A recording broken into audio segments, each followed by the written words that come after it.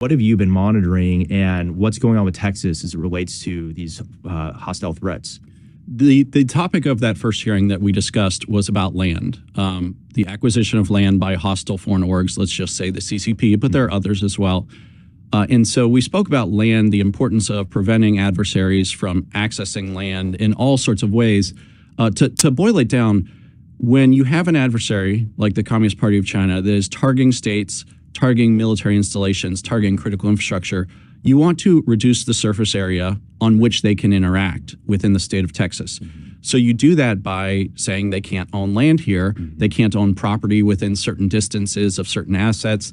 And you do things like Texas did in 2021, I believe, which was they said foreign adversaries cannot contract with critical infrastructure providers.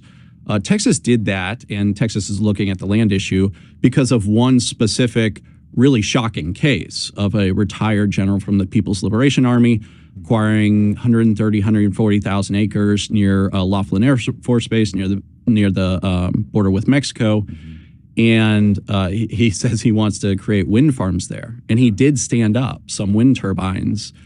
Texas, I think, rightly recognized this as the threat it was.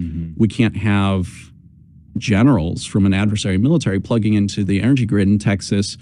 And so they enacted that legislation. Now, he actually got some wind turbines up before that legislation took effect. So he does have control of some wind turbines down there, is my most recent understanding. But preventing that from going any further, and then looking at the land issue to keep them off Texas land, Texas surface area in general, we expanded and opened the scope of the conversation to the broad ways in which the CCP targets the states. We boil it down to three areas. So protecting critical infrastructure, land is a critical piece of that.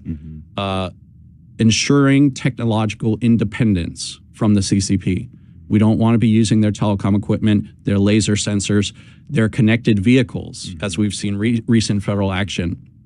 And then, of course, shutting down influence operations, where we're working, very hard on topics on that across states. So those are the three buckets we discussed, and we discussed how China is specifically targeting the states because they consider the states to be the soft underbelly of American governance.